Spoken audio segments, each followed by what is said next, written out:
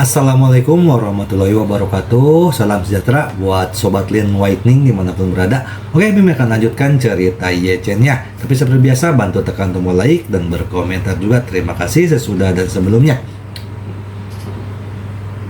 Oke, kita lanjut saja ceritanya. Tapi seperti biasa, yang belum tekan tombol like, bantu Mimin terlebih dahulu tekan tombol like-nya. Terima kasih.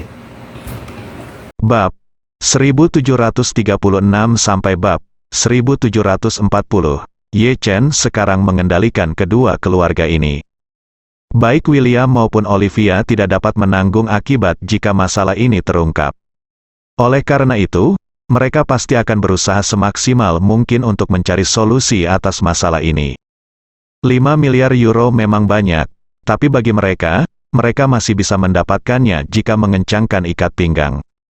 Oleh karena itu, Yechen merasa terkadang dia harus memaksa musuhnya. Jika dia tidak memaksa mereka, mereka tidak akan tahu berapa banyak uang yang bisa dia keluarkan. Ayah Olivia, Richard, sangat gugup saat ini. Dia tahu bahwa Yechen kini telah memahami kelemahan keluarganya.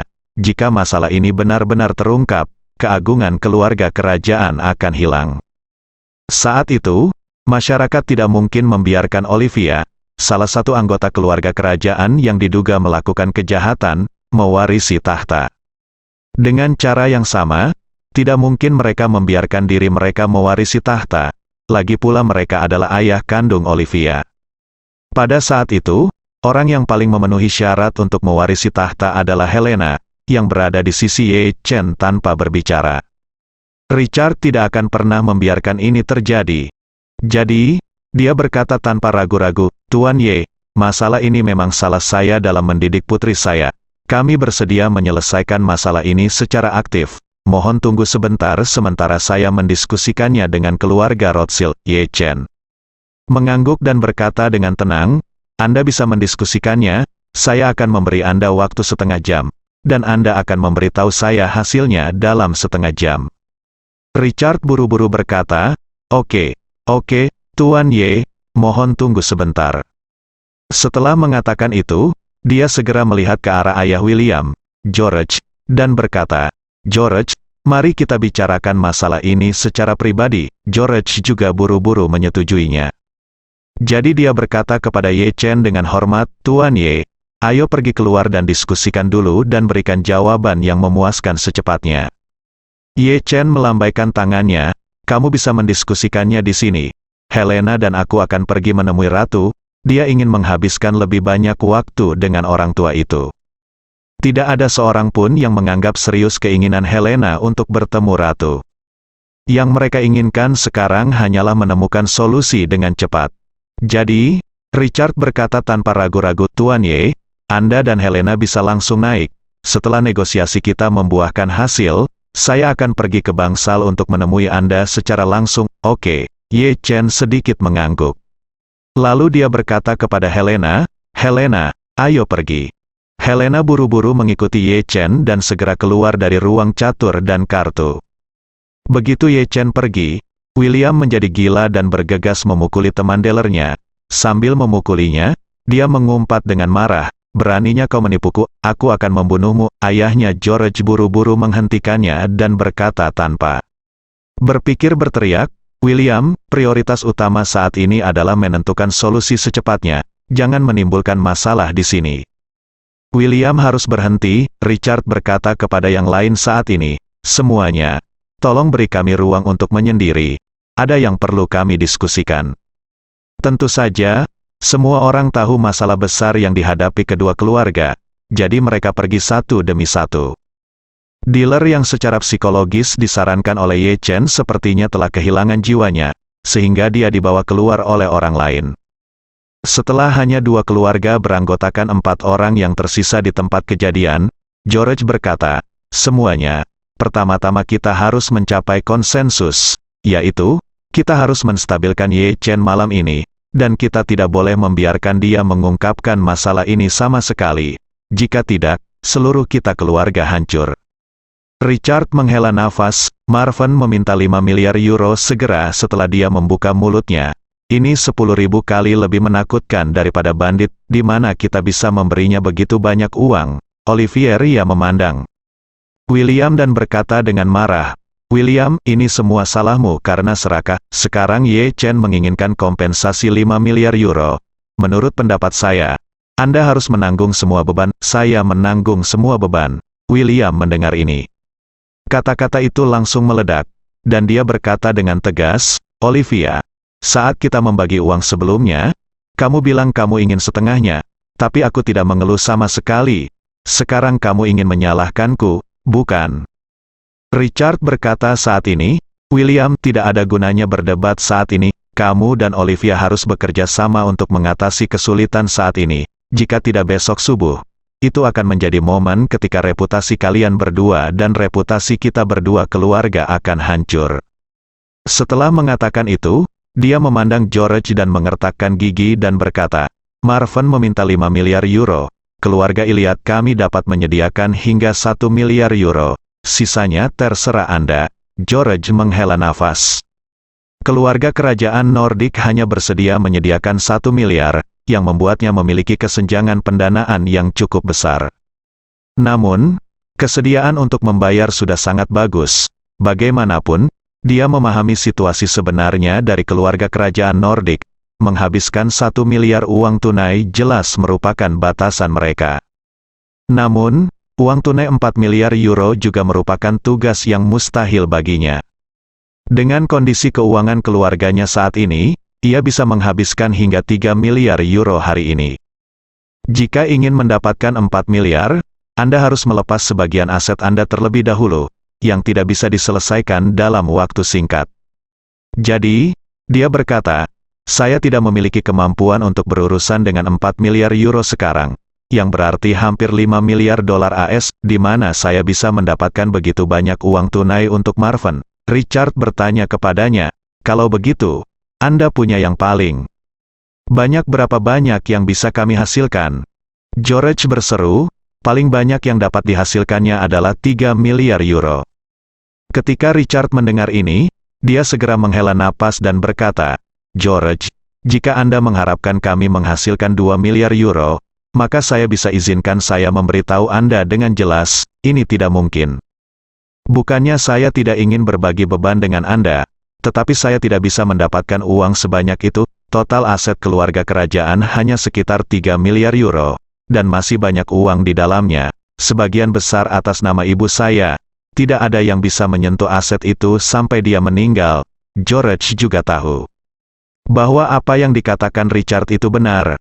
Jadi dia bertanya kepadanya dengan lemah, "Apa yang harus saya lakukan? Haruskah saya memberitahu Ye Chen secara langsung? Tidak bisakah kita mengumpulkan begitu banyak uang?" "Jelas tidak," Richard berseru. "Jika Anda memberitahu Ye Chen seperti ini, dan Ye Chen berbalik dan mengungkapkan masalah ini, kita akan selesai." Pada saat ini, Olivia mengertakkan gigi dan berkata, "Jika tidak berhasil, jangan lakukan apapun dan bunuh saja Ye Chen, ini akan berakhir." "Bagaimana ini bisa dilakukan?" seru Richard. Dengan sambil menangis, dia berkata, "Bunuh Ye Chen. Keluarga Ye tidak akan pernah membiarkan kita pergi. Jangan lupa, keluarga Ye masih didukung oleh Istana Wanlong." Olivia berkata dengan ekspresi muram, "Masalah ini solusi terbaik kami adalah untuk membunuh Ye Chen, bunuh dia. Lalu temukan cara untuk menyamarkannya sebagai kecelakaan. Selama kita melakukannya dengan sempurna dan orang lain dapat menjaga rahasianya, keluarga Ye tidak dapat melakukan apapun terhadap kita." William sepertinya punya mengambil sedotan penyelamat saat ini dan berseru, "Saya pikir metode Olivia sangat layak. Jika kita membunuh Marvin, kita tidak perlu membayar 5 miliar euro, selama kita menanganinya dengan lebih terampil dan membiarkan orang lain menyelidikinya tanpa petunjuk sebenarnya. Masalah ini bisa dilewati." Mata Olivia penuh dengan niat membunuh, dan dia berkata dengan dingin, "Keluarga kerajaan kami telah membesarkan beberapa bakat khusus, dan banyak dari mereka adalah ahli dalam pembunuhan. Menurut pendapat saya, mengapa tidak mengirim seseorang untuk mengendalikan Ye Chen secara langsung, lalu melemparkannya dari lantai atas dan membunuhnya?" Setelah mengatakan itu, Olivia menambahkan, "Setelah Ye Chen meninggal, kami memalsukan adegan itu agar terlihat seperti dia jatuh hingga mati. Kemudian dia memberitahu keluarga Ye bahwa Ye Chen telah melakukan perzinahan dengan Helena, dan ketika Ye Chen memanjat melalui jendela untuk memasuki kamar Helena di malam hari, dia terpeleset dan jatuh hingga mati. Pada titik ini, Olivia mengangkat sudut mulutnya sedikit dan mencibir, "Ye Chen bahkan tidak membawa pengawal kali ini, dan dia masih berada di wilayah kita, mudah bagi kita untuk membunuhnya." Saat ini, Ye Chen dan Helena telah tiba di bangsal ratu di lantai paling atas kastil. Penjaga di pintu awalnya ingin menghentikannya, tapi setelah menanyakan instruksi Olivia, dia segera melepaskannya. Sesampainya di bangsal, Ye Chen menyuruh staf medis keluar dan melihat lelaki tua di tempat tidur itu. Dia adalah seorang wanita tua yang sekarat. Dia telah lama tersiksa oleh penyakit dan tidak bisa lagi melihat aura dan keagungan dari seorang ratu. Helena di samping memandang Ye Chen dengan penuh harap dan bertanya kepadanya, "Tuan Ye, bisakah Anda menyembuhkan nenek saya dan membangunkannya?" Ye Chen berkata dengan ringan, "Selama dia masih bernapas, saya pasti akan melakukannya. Itu bisa disembuhkan." Dengan mengatakan itu, Ye Chen berjalan ke ranjang rumah sakit dan meletakkan tangannya di gerbang denyut nadi lelaki tua itu, dan jejak energi spiritual masuk dengan tenang. Setelah beberapa saat, Ye Chen perlahan mengerutkan kening dan berkata, "Nyonya tua, menurutku kamu adalah orang paling kesepian di dunia sekarang, kan?" Begitu Ye Chen mengatakan. Ini, dia merasakan jari wanita tua itu bergerak sedikit, gemetar. Helena bertanya dengan bingung, "Ye Chen, apa maksudmu dengan ini?" Ye Chen menggelengkan kepalanya dan menghela nafas, "Nenekmu masih sangat sadar. Jika tebakanku benar, dia seharusnya bisa mendengarnya sekarang. Ayo bicara." "Apa?" Helena berseru, "Nenek, bisakah dia mendengar kita? Lalu mengapa dia tidak sadarkan diri sepanjang waktu?" Ye Chen berkata dengan serius, "Hanya tubuhnya yang tidak sadarkan diri, bukan dia. Hanya saja dia bisa tidak mengendalikan tubuhnya." Saat dia berbicara, Ye Chen dengan sengaja menghela nafas dengan nada yang sangat menyesal. "Alasan mengapa saya mengatakan nenekmu adalah orang paling kesepian di dunia adalah karena tidak ada yang mengetahui kesadarannya. Dia masih sangat sadar, dan tidak ada yang tahu bahwa dia baru saja kehilangan kendali atas tubuhnya. Sekarang dia terjebak di dalam tubuhnya selamanya. Jika dia bisa mendapatkan kembali kendali atas tubuhnya, dia benar-benar bisa. Dia harus bangun. Jika tidak, dia hanya bisa hidup di otak yang tertutup selamanya, tidak dapat berkomunikasi dengan siapapun, sampai tubuhnya menyatakan kematian." Hal semacam ini tidak mengkhawatirkan. Cukup banyak orang vegetatif yang sebenarnya tidak mati otak. Sebaliknya, otaknya tidak ada masalah sama sekali, tapi baru saja kehilangan kendali atas tubuhnya. Orang paling kesepian di dunia. Dalam pikiran mereka semuanya sangat jelas, tapi aku tidak bisa berekspresi atau bergerak. Aku hanya bisa berbaring di sini seperti mayat hidup. Beberapa orang cukup beruntung bisa koma selama beberapa tahun atau lebih dari 10 tahun dan masih memiliki kesempatan untuk bangun. Tetapi beberapa orang mungkin terbaring di sini. Dia tidak bisa bangun di ranjang rumah sakit selama beberapa dekade, sampai tubuhnya mati. Saat Ye Chen mengatakan ini, dia melihat ratu dengan mata terpejam, dan 2 garis air mata mengalir dari sudut matanya, namun dia masih tidak bisa mengendalikan dirinya untuk membuka matanya. Helena sudah menangis dan tersedak. "Tuan Ye, tolong selamatkan nenekku.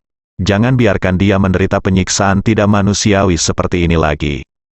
Ye Chen menghela nafas, "Selamatkan dia, tentu saja. Itu bisa diselamatkan, tapi..." Saat Ye Chen mengatakan ini, dia merasa wanita tua itu berusaha mati-matian untuk menggoyangkan jarinya. Sangat disayangkan pikirannya kuat tetapi kekuatannya lemah. Meski dia berusaha sekuat tenaga, jangkauan jari-jarinya yang gemetar hanya beberapa milimeter. Melihat ini, Ye Chen berpikir dalam hati, keinginan wanita tua ini untuk bertahan hidup memang sangat kuat. Jika ini masalahnya, sebaiknya kita merangsangnya lagi.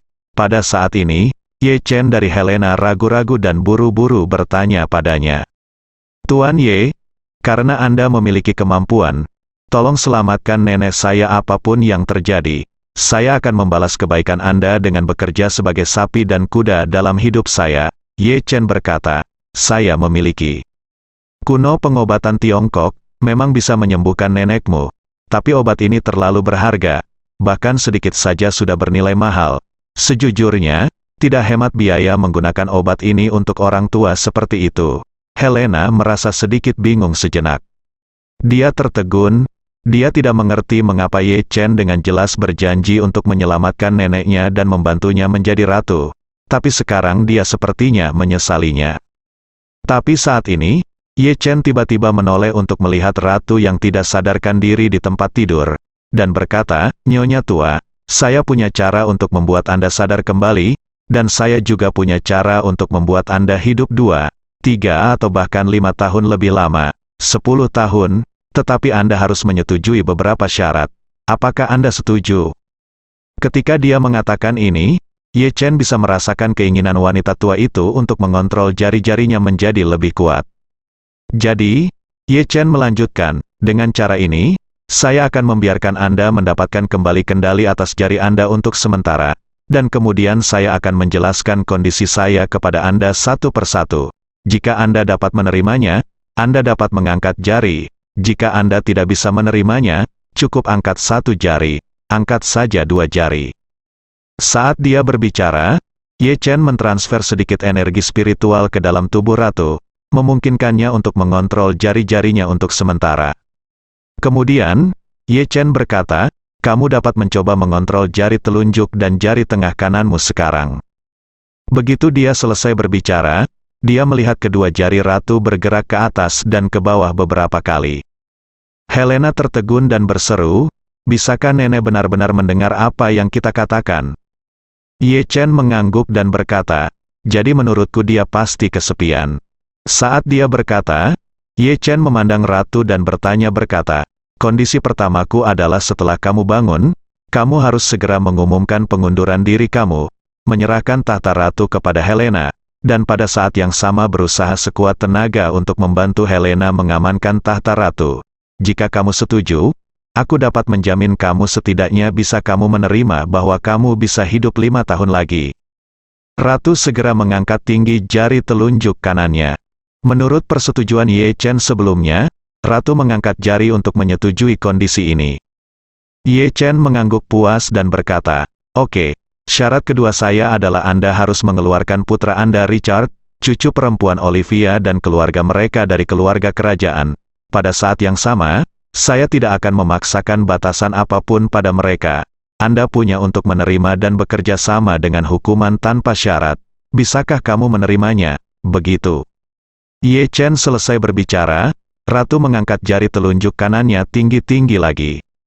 Olivia pernah mengucapkan kata-kata kasar kepada Helena di bangsal ini sebelumnya, dan bahkan mengakui bahwa situasi buruk ratu saat ini ada hubungannya dengan dirinya.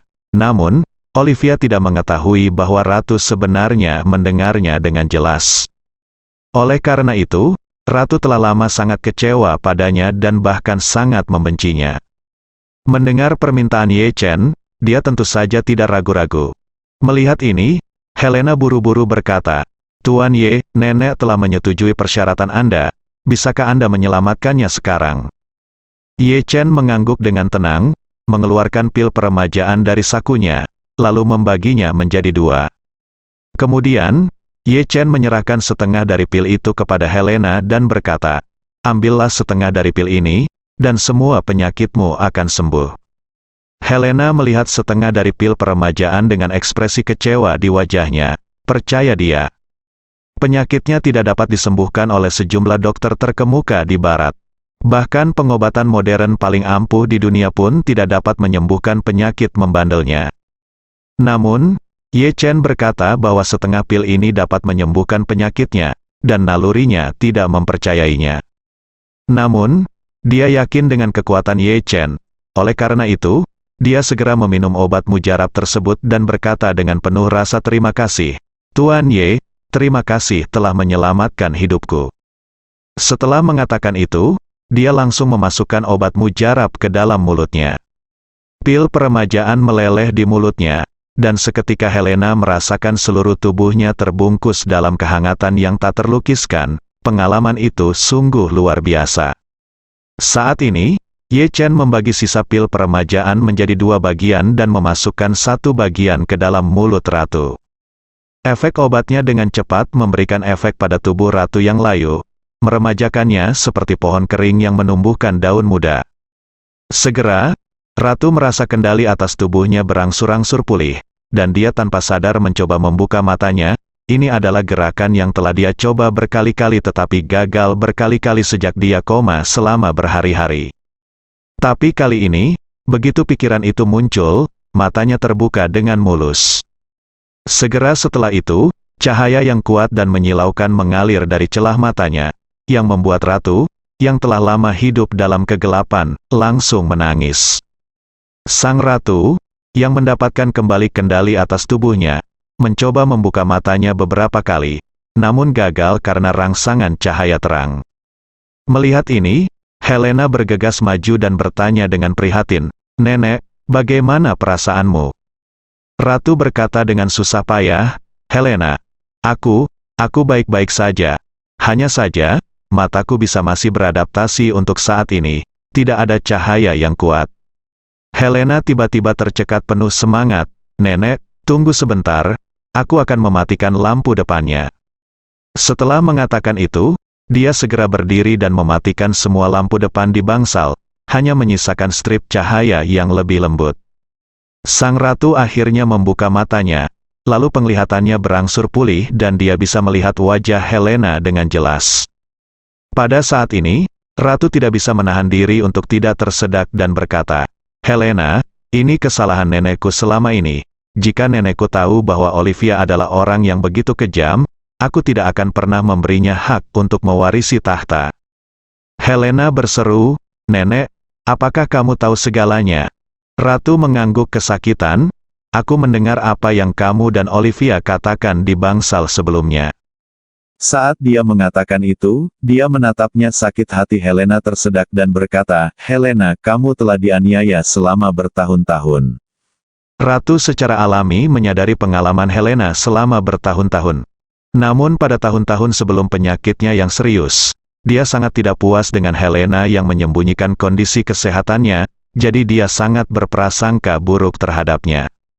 Oleh karena itu, ia menyematkan masa depan seluruh keluarga kerajaan pada Olivia. Meskipun dia tahu bahwa Helena telah banyak dianiaya di keluarga kerajaan selama bertahun-tahun, dia tetap memilih untuk menutup mata. Tapi bagaimana dia bisa membayangkan bahwa sekarang, orang yang menyakitinya adalah Olivia, yang paling dia hargai, dan orang yang membawa seseorang kembali untuk menyelamatkannya adalah Helena, yang telah digulingkan sebagai ahli warisnya. Mendengar perkataan ratu, Helena menangis dan tercekat, "Nenek, tidak apa-apa jika aku dianiaya sedikit, tapi Olivia tidak hanya mengendalikanmu, dia juga menculik ibuku dan menggunakan dia sebagai ancaman untuk memaksaku menikah. Oligarki Rusia Aman Ramovic, aku masih tidak tahu di mana dia menyembunyikan ibuku." Sang ratu mengertakkan gigi dan berkata dengan tegas, "Jangan khawatir. Aku pasti akan mencari keadilan untukmu dan ibumu." Setelah mengatakan itu, dia melihat ke arah Ye Chen yang berdiri tidak jauh dari sana, dan berkata dengan penuh rasa terima kasih, "Ini pasti Tuan Ye, terima kasih telah menyelamatkan saya." Ye Chen berkata dengan ringan, "Saya melakukannya karena Anda cucu perempuan Helen. Saya hanya menyelamatkan Anda demi Na. Jadi Anda harus ingat apa yang Anda janjikan kepada saya sebelumnya dan jangan pernah mengingkari janji Anda." Ratu berkata tanpa ragu-ragu, "Jangan khawatir, Tuan Ye, saya akan mengumumkan pengunduran diri saya kepada semua orang Eropa Utara besok. Serahkan posisi ratu kepada Helena.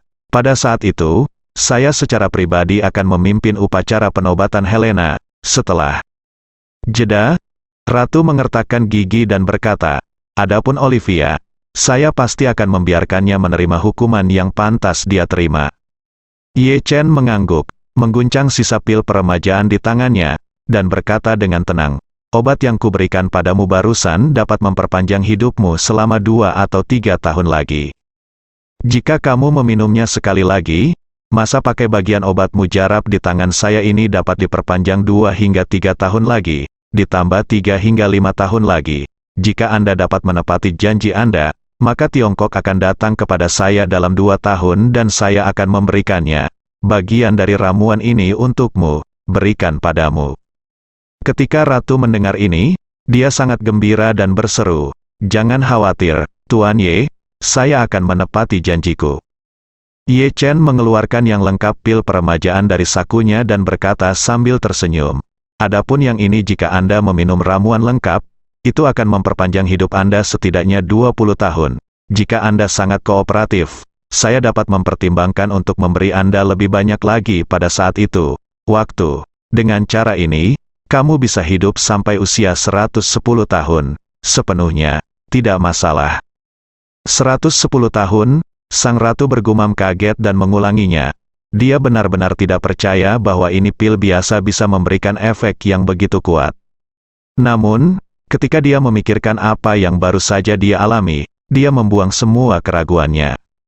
Saat ini, dia berpikir dalam hati, "Pil ini sungguh luar biasa, saya baru meminum seperempatnya dan bangun sepenuhnya. Jika saya dapat meminum satu pil utuh, efeknya akan lebih ajaib." Memikirkan hal ini, dia berkata dengan hormat, "Jangan khawatir, Tuan Ye, mulai hari ini, saya akan membantu Helena sepenuhnya dan bekerja sama sepenuhnya dengan permintaan Tuan Ye. Hanya mereka yang telah lolos dari kematian yang tahu betapa berharganya hidup."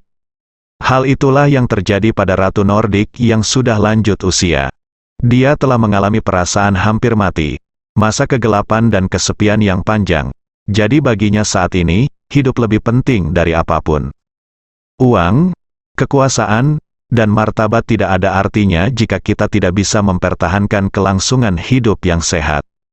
Bagaimana dengan posisi ratu? Bukankah dia mengalami koma dan hampir mati beberapa kali karena identitasnya sebagai ratu?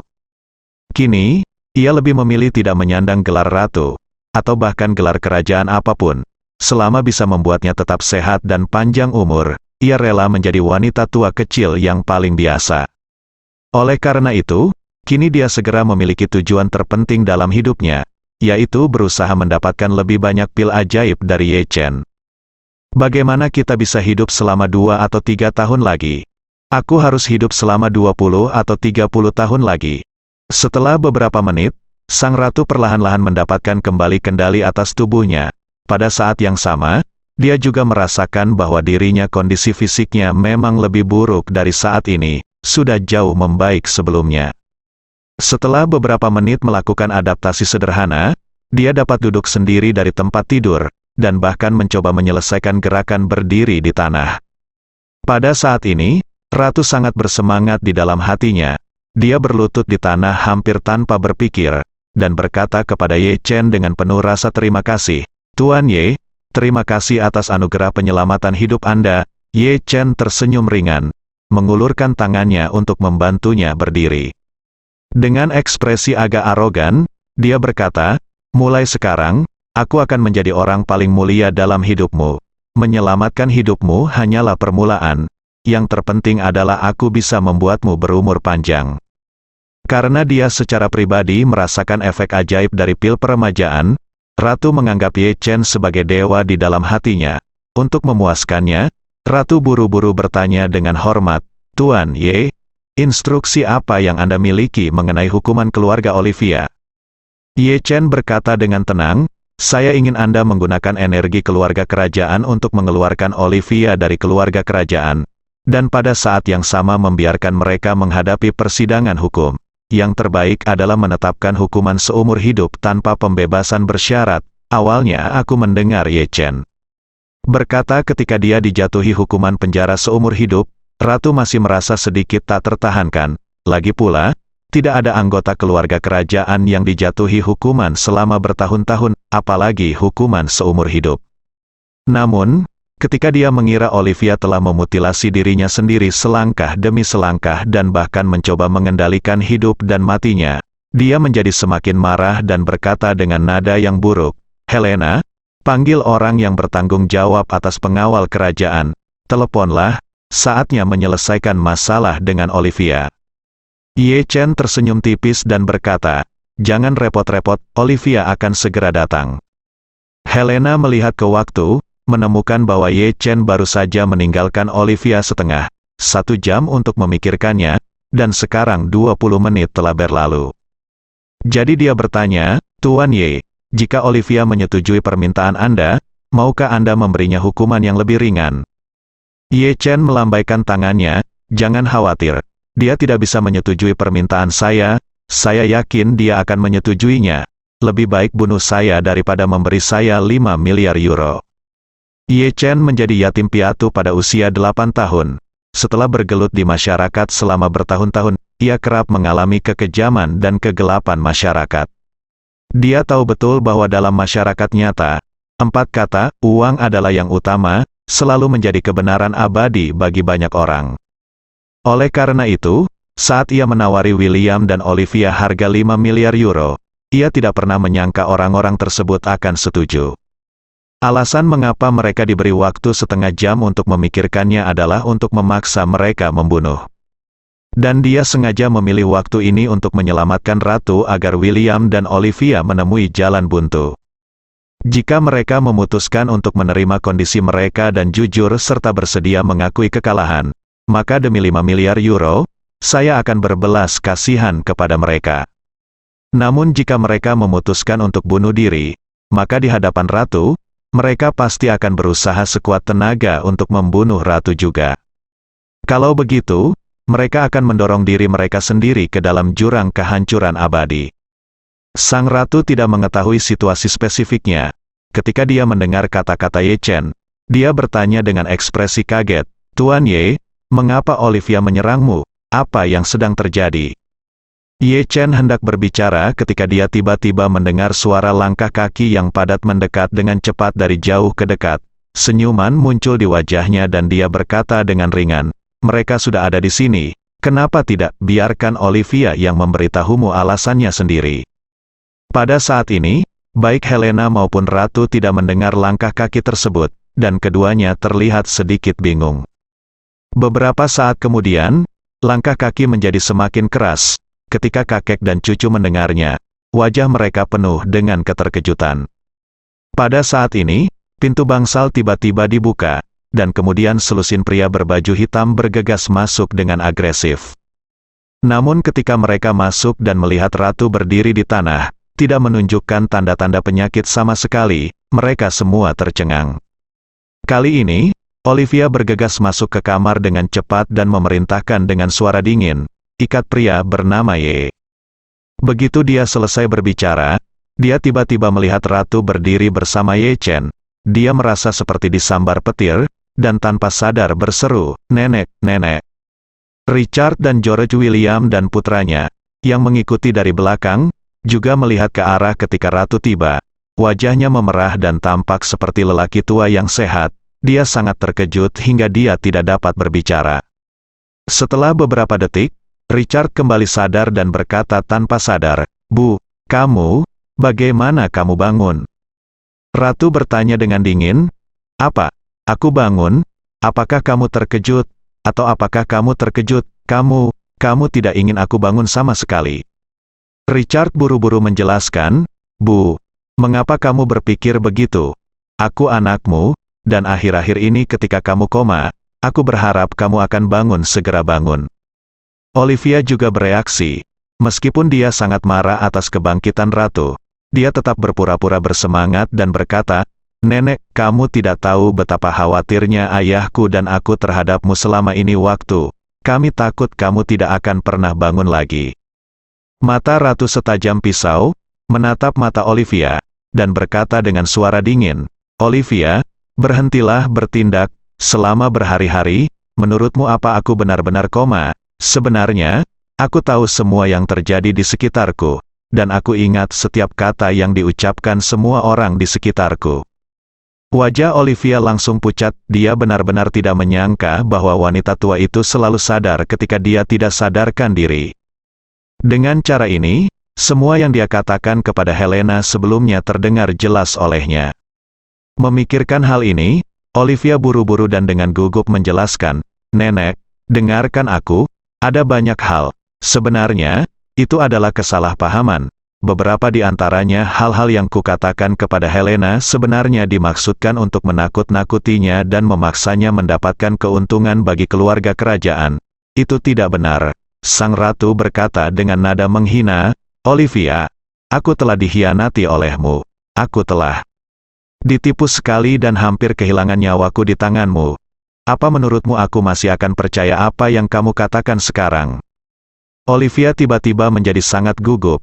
Dia benar-benar tidak menyangka wanita tua itu akan bangun pada saat seperti ini, dan dia tidak tahu harus berbuat apa untuk sementara waktu. Saat ini, Ye Chen menatapnya dengan senyuman di wajahnya dan bertanya, "Olivia, bagaimana kamu mempertimbangkan apa yang baru saja aku katakan? Kesabaranku sangat terbatas. Jika kamu tidak memberiku solusi, maka jangan salahkan aku karena bersikap kasar padamu." Olivia tidak menyangka dia akan memimpin orang untuk mengelilingi Ye Chen. Dia masih berani berbicara dengannya seperti ini saat ini, jadi dia mengertakkan gigi dan menatap Ye Chen dan berkata dengan dingin, "Ya, Anda telah memprovokasi saya lagi dan lagi. Apakah Anda benar-benar menganggap saya bodoh?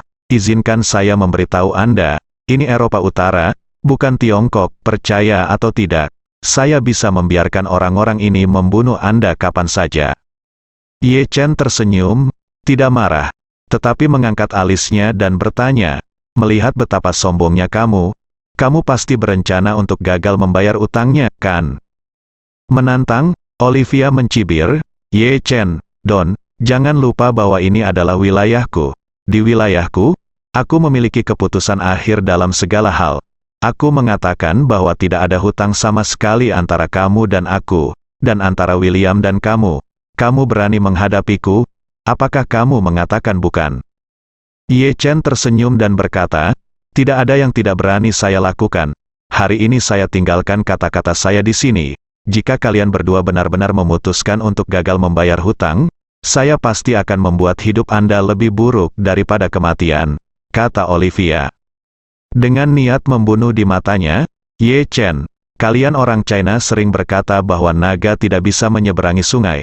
Karena kamu telah bertindak liar dan sembrono di depanku berulang kali, jangan salahkan aku karena bersikap kasar padamu." Setelah itu, dia segera berteriak pada pria berbaju hitam di sekitarnya, "Tangkap pria bernama Ye ini, lempar dia keluar jendela dan bunuh dia." Begitu Olivia selesai berbicara, sekelompok pria berbaju hitam bergegas menuju Ye Chen mendekati. Ye Chen tersenyum di seluruh wajahnya saat ini dan sama sekali tidak menganggap serius orang-orang berbaju hitam ini.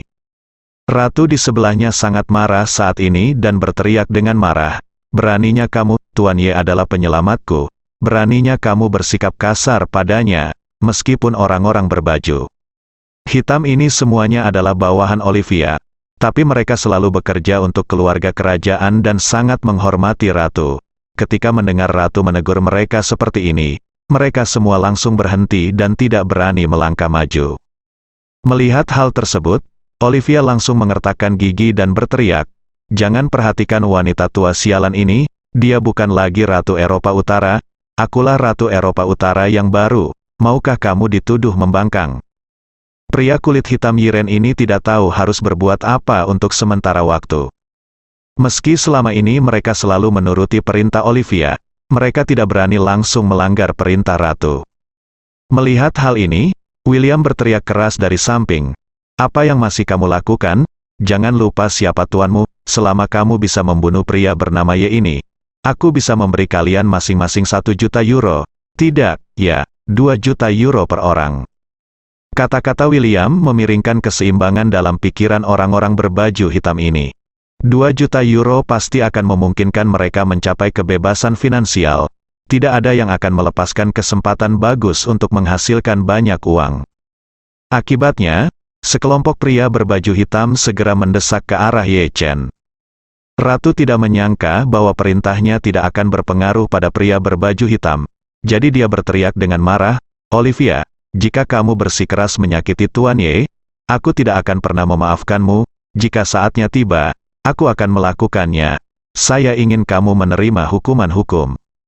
Olivia sedikit terkejut, dan kemudian ekspresinya segera menjadi sangat ganas, dan dia berkata dengan dingin, "Awalnya, aku hanya ingin membunuh Ye Chen, tapi sekarang sepertinya kamu memaksaku untuk melakukannya. Lakukan. Ayo kita singkirkan kamu orang tua juga." Setelah itu, dia mencibir dan berkata dengan ekspresi membunuh di wajahnya, "Oke. Lagi pula, Kamu orang tua seharusnya sudah mati sejak lama. Mengapa tidak kita berangkat bersama pria bernama Ye malam ini?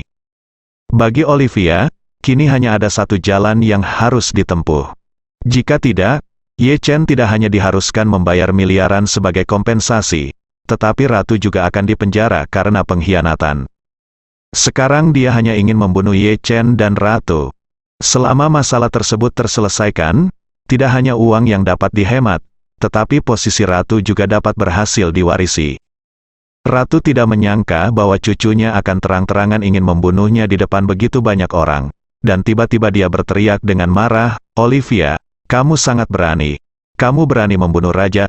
Tahukah kamu bahwa kamu bisa membunuh raja? Kejahatan seorang raja adalah kejahatan paling serius." Olivia tidak lagi takut dengan identitas Ratu dan berkata dengan dingin, "Apa kejahatan pembunuhan? Selama aku membunuhmu, aku akan menjadi raja." Helena berseru, "Olivia, sebagai adikmu, aku menasihatimu untuk berhenti sebelum membuat kesalahan besar. Cobalah untuk mendapatkan keringanan hukuman dari nenek dan Tuan Ye.